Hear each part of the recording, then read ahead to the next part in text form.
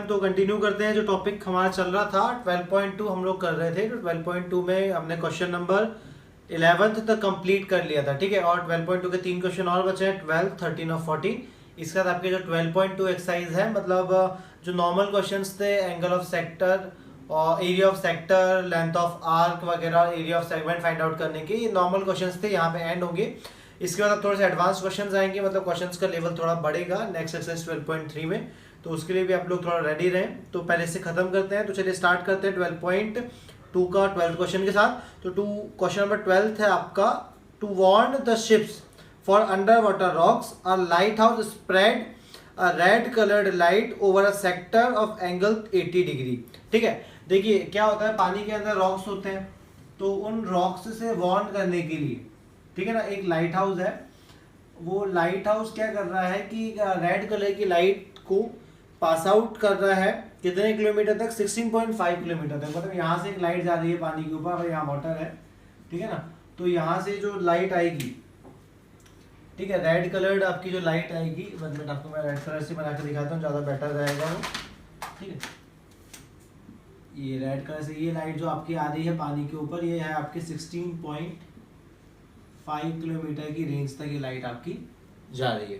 Clear है, 16.5 तक की लाइट जा रही है। और अब देखिए इसका जो एरिया ट्रेवल हो रहा है वो इस तरीके से, ये जो वाटर है पूरा आपका यहाँ पे, ठीक है ना।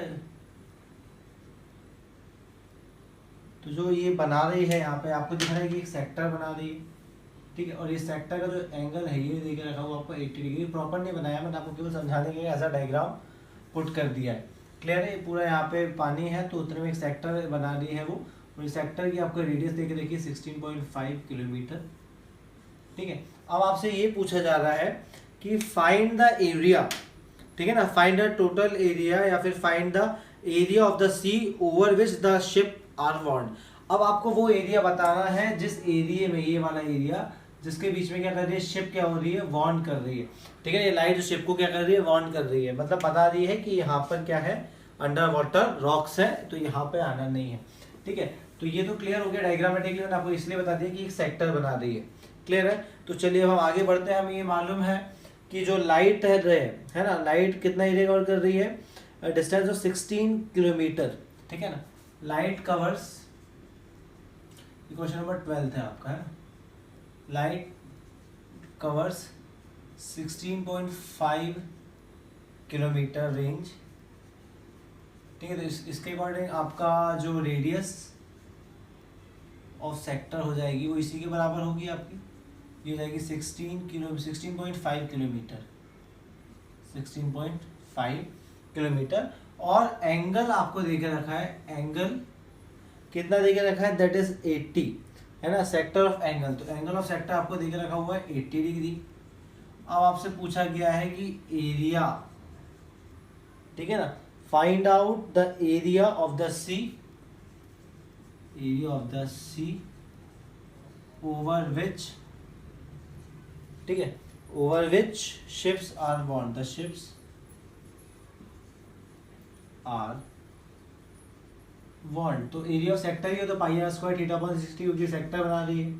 पाई की वैल्यू आपको क्वेश्चन में यस गिवन है 3.14। आर की वैल्यू आपको मालूम है 16.5 का स्क्वायर इंटू थीटा की वैल्यू 80/360 हो गया।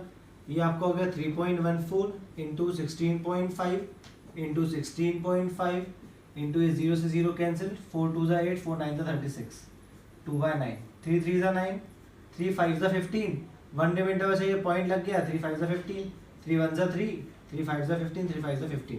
तो कितना आपके पास बच रहा है, 3.14 इंटू ये पीछे का 2 और 5.5 इंटू 5.5, ये आपका हो जाएगा 330.25। अब इसको आपको बाद मल्टीप्लाई करना है, ये क्या हो जाएगा 6.28, 4 2 ज़ा 8, 2 1 ज़ा 2, ये हो जाएगा इंटू 30.25। बस इसको आप मल्टीप्लीकेशन कर दीजिए तो आपका आंसर क्या हो जाएगा, आ जाएगा।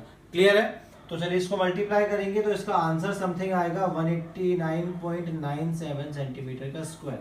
तो बस आपका आंसर आ गया कि द शिप, है ना, area of the sea over which the ships are warned is 189.97 और 190, राउंड ऑफ करने के बाद 190 किलोमीटर स्क्वायर अप्रॉक्स, ठीक है ना। अप्रॉक्सीमेटली वो कितना एरिया वांट कर रही है, 190 किलोमीटर स्क्वायर का। यहाँ तक सभी को समझ में आया? बहुत सिंपल क्वेश्चन था, ज़्यादा कुछ इसमें कुछ करना नहीं था, वैल्यूज पुट करनी थी, फॉर्मूला लगाना था। क्वेश्चन नंबर नेक्स्ट है, क्वेश्चन नंबर 13 थोड़ा अलग है, उसको करने में हमको थोड़ा सा कंसेप्ट लगाने पड़ेंगे। चलिए उसी पे आते हैं। क्वेश्चन नंबर 13 बड़ा भी है, सॉल्यूशन में भी टाइम लगेगा, उसमें 2-3 चीज़ें निकालनी पड़ेंगी, ठीक है। बोर्ड की स्पेस भी ज़्यादा लगेगी, तो देखते हैं, सॉल्यूशन करते हैं, जितनी स्पेस लगेगी उसके अकॉर्डिंग सॉल्व करेंगे। फिर नेक्स्ट क्वेश्चन है आपका 13th, अराउंड टेबल कवर। मैं डायग्राम आपको शो कर दे रहा हूँ कि वैसे बना के, ठीक है ना। प्रॉपर तो नहीं बनेगा, जैसा बन रहा है वैसा देख के समझ लीजिएगा। ये आपका देख के रखा हुआ टेबल कवर है, इसके अंदर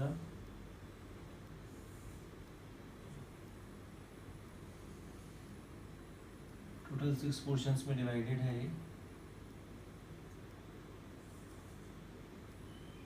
आपका हो गया, मैं प्रॉपर डायग्राम तो नहीं बना पाया हूँ, मगर आपको बता दे रहा हूँ नॉर्मली।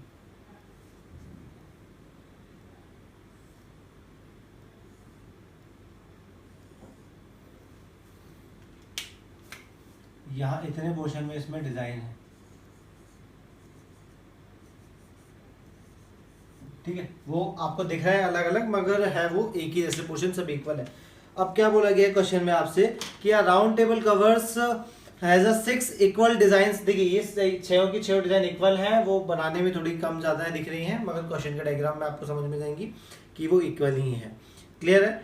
तो एक यहाँ तक तो आपको समझ में आ गया है कि ये रेड वाला आपको दिख रहा है, ये पोर्शन आपका डिजाइन वाला पोर्शन है, ठीक है। 6 डिजाइन है, 6 की 6 डिजाइने बिल्कुल बराबर एरिया में बनी हुई हैं। और आगे बोला जा रहा है कि if the radius of cover is 28 centimetre, मतलब जो रेडियस है कवर की, ये आपको 28 सेंटीमीटर दे के रखी है, ठीक है। तो find the area, find the cost of making the design at the rate of 0.35 पर मीटर पर सेंटीमीटर स्क्वायर। तो बताओ कि जितने भी एरिया में डिजाइन है ना, इस पूरे डिजाइन को बनाने का टोटल कॉस्ट क्या होगा अगर 1 सेंटीमीटर स्क्वायर में जो कॉस्ट लग रही है वो 0.35 है। तो पहले पता करो कि ये जो डिजाइन कितने एरिया में बनी है, क्योंकि डिजाइन की कॉस्ट निकालना है, और 1 सेंटीमीटर स्क्वायर का कॉस्ट है 0.35। तो पूरी डिजाइन कितने एरिया में पहले वो पता करें। अब डिजाइन का एरिया देखिए, क्वेश्चन में बोला गया है कि सारे के सारे जो डिजाइन है वो बिल्कुल एक जैसे बराबर है। तो आप क्या करो, किसी एक सेक्टर, पूरा सेक्टर लो, उसका ट्राइंगल माइनस कर दो, तो आपको यहाँ निकल जाएगा क्या, सेगमेंट। और फिर ये सभी का बराबर है तो किसी एक से निकाल लो, 6 का मल्टीप्लाई कर दो, तो क्या हो जाएगा, आपको पूरे डिजाइन का एरिया निकल जाएगा। तो हमें निकालना है फाइनली सेगमेंट का एरिया। तो देखिए ये सेगमेंट का एरिया, तो सेक्टर माइनस ट्राइंगल, आपको मालूम है सेगमेंट का एरिया निकालना। चलिए हम पहले लिख लेते हैं क्वेश्चन नंबर 13 है। आपको क्या दिया हुआ है क्वेश्चन में, गिवन दिया है रेडियस ऑफ टेबल कवर, है ना।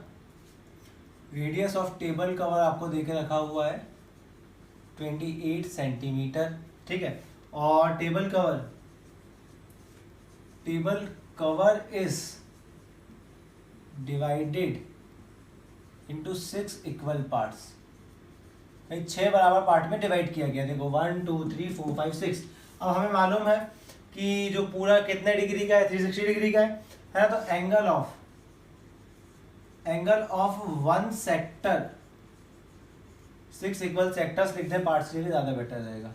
6 बराबर सेक्टर्स में डिवाइड है, तो एंगल ऑफ 1 सेक्टर, एक सेक्टर का एंगल कितना होगा, 360 डिग्री का पूरा क्या होता है, सर्कल होता है। Circle is of 360 degree major, 360 degree का होता है। इसको 6 पार्ट में डिवाइड कर दिया गया है, 6 पार्ट्स में, तो ये आपको हो जाएगा एक सेक्टर का एंगल आ गया 60 डिग्री। ये देखते से आपको समझ में आ रहा है कि अगर 60 डिग्री का कोई एंगल फंस गया है बीच में, इसका मतलब ये पूरा की पूरा ट्राइंगल आप सभी को मालूम है कि ये कौन सा होगा, इक्विलैटरल ट्राइंगल होगा, ठीक है। तो पहले हम अब क्या करें, इक्विलैटरल ट्राइंगल है तो दोनों का एरिया हमें करना क्या है, एक्चुअल में हमें निकाला सेगमेंट का एरिया। सेगमेंट का एरिया निकालते कैसे, area of sector minus area of triangle.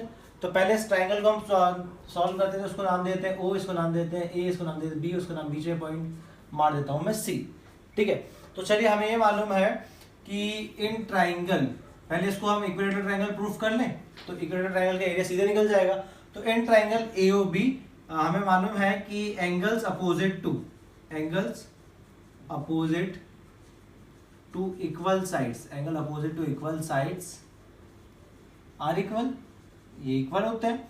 इसका मतलब क्या हो गया, देखिए ये वाली साइड और ये वाली साइड बराबर है, तो इसके सामने वाला ये एंगल, इसके सामने वाला ये एंगल, ये आपस में बराबर होगा, तो एंगल OAB और एंगल OBA दोनों बराबर होंगे। अब दोनों बराबर होंगे, दोनों को मान लेता हूँ x, सपोज कर लिया x, ठीक है। लेट, अब हमें मालूम है angle sum property of triangle, कि angle sum property of triangle क्या होती है, प्रॉपर्टी ऑफ ट्राइंगल कि सारे एंगल्स का सम क्या होगा 180।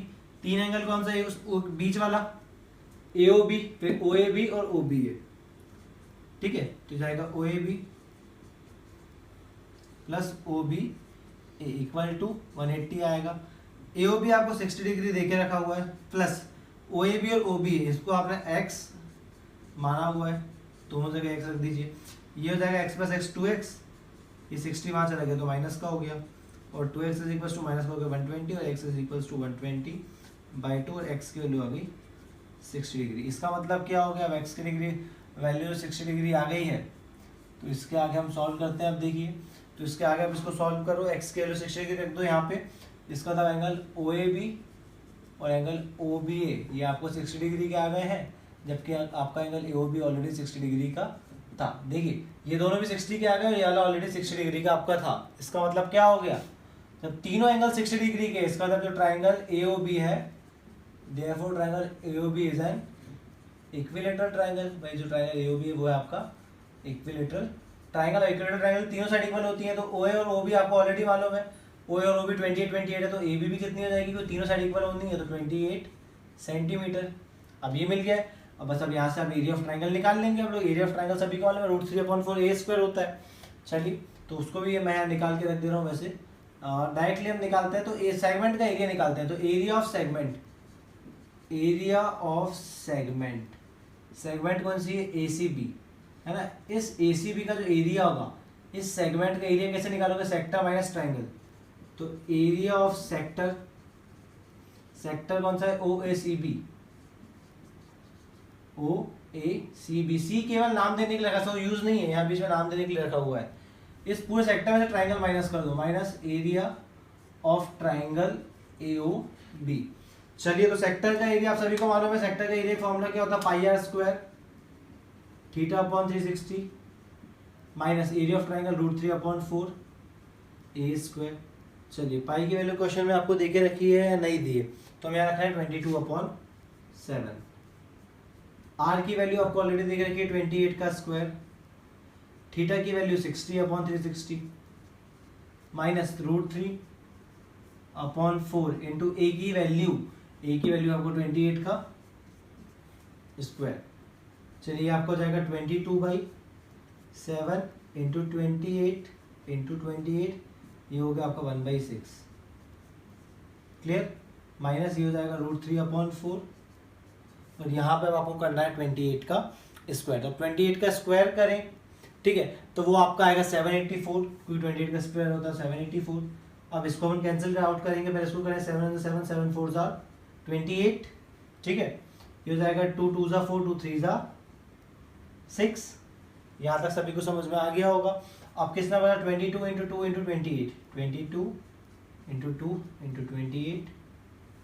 28/3 माइनस इसको आप क्या कर दें, इससे कैंसिल आउट कर दें। जब इसको आप कैंसिल आउट करोगे तो बचेगा 196√3।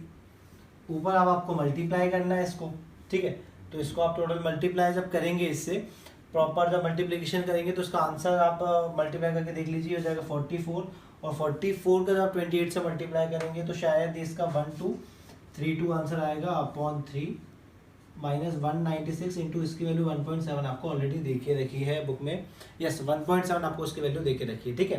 तो पहले 1.7 से इसका मल्टीप्लाई करिए तो जाएगा 333.2, और इसका आप डिवाइड कर लीजिए प्रॉपर, तो डिवाइड करने के बाद इसका आंसर बचेगा आपका 410.67, ठीक है। दोनों को माइनस कर दीजिए, तो दोनों का माइनस आ रहा है, वो दैट इज 77.47 सेंटीमीटर का स्क्वायर। क्लियर है यहाँ तक आप सभी को। तो ये आपका क्या निकल के आया, ये आपका निकल के आया है एरिया ऑफ सेगमेंट, मतलब इसका एक सेगमेंट का एरिया आपके पास आ चुका है। अब 6 की 6 सेगमेंट बराबर है, भाई एक का एरिया आपके पास है और 6 की 6 सेगमेंट क्या है, इक्वल है। अब जब 6 की 6 सेगमेंट इक्वल है तो एक का एरिया मिल गया है, 6 से मल्टीप्लाई करो, पूरे सेगमेंट का एरिया मिल जाएगा, पूरे डिजाइन का एरिया मिल जाएगा। तो यहाँ तक सभी को समझ में आया। अब आप लोग उसको पॉज करके नोट कर सकते हैं, मैं इसे इसके बाद रफ कर रहा हूँ क्योंकि हम आगे का पोर्शन सॉल्व करना है। चलिए तो मैं यहाँ का पोर्शन अब रफ कर दे रहा हूँ।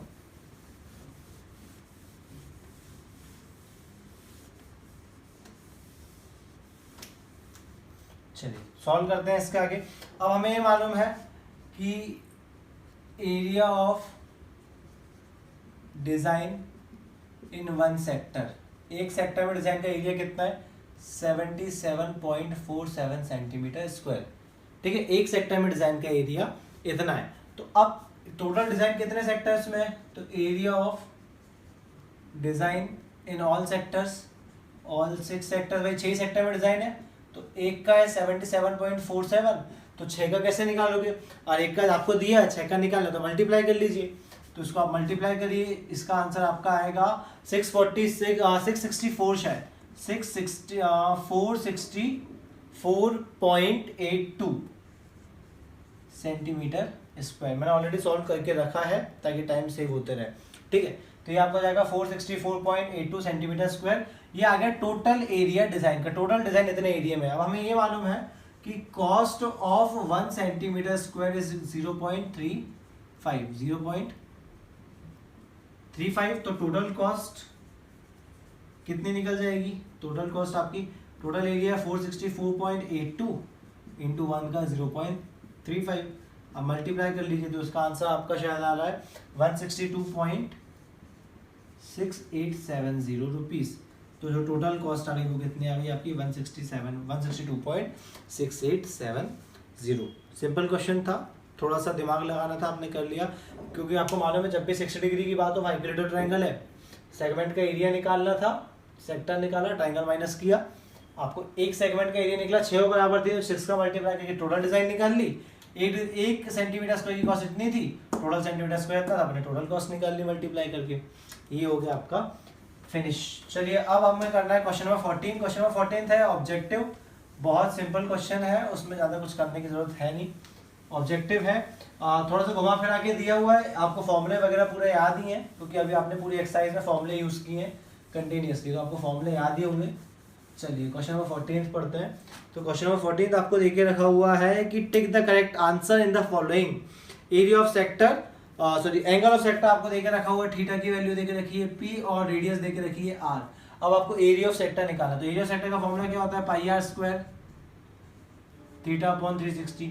तो वैल्यू पुट कर दो, पाई कैपिटल R का स्क्वायर, थीटा की वैल्यू p अपॉन 360। अब ऑप्शन जो है वो 4 ऑप्शन दिए हैं, A, B, C और D। पहला ऑप्शन आपको देके रखा हुआ है p/180 इंटू 2πr। ठीक है, सेकंड ऑप्शन आपको देके रखा है p/180 into πr square. Third option आपको देके रखा है p/360 इंटू 2πr। और चौथा आपको देके रखा है p/720 into πr 2πr square. तो देखिए आपको निकालना है क्वेश्चन में एरिया ऑफ सेक्टर। अब एरिया ऑफ सेक्टर ये तो आपको मालूम है, ये तो लेंथ ऑफ आर्क है, ये दोनों तो होने से रहे, अपॉन में 360 आते ही नहीं है उसके, भाई थीटा अपॉन 360, यहाँ 180 आता नहीं है, 360 होता है ना अपॉन में, तो ये वाला भी कैंसिल, बचा कौन सा, ये वाला भी आया कैसे, ऊपर नीचे 2 का मल्टीप्लाई कर दो तो क्या हो जाएगा 2πr स्क्वायर, यानी टर्म मिल गई। ये आपका हो यहाँ p बचा, अपॉन मल्टीप्लाई करो 720, तो ये आपका हो गया करेक्ट आंसर। थोड़ा सा घुमाया था क्वेश्चन में बट सिंपल था, बन गया होगा आप सभी को। क्लियर है? तो इसके बाद हमारी एक्सरसाइज 12.2 होती है फिनिश। अब हम नेक्स्ट वीडियो में 12.3 के साथ कुछ क्वेश्चंस को स्टार्ट करेंगे और इस चैप्टर को फिनिश करेंगे। आई होप आप सभी को सब समझ में आ गया होगा। ठीक है, तो अगर वीडियो पसंद आएगा तो चैनल को सब्सक्राइब प्लस वीडियो को लाइक ज़रूर करें। ठीक है, और लोगों को शेयर भी करें। ओके, चलिए, थैंक यू।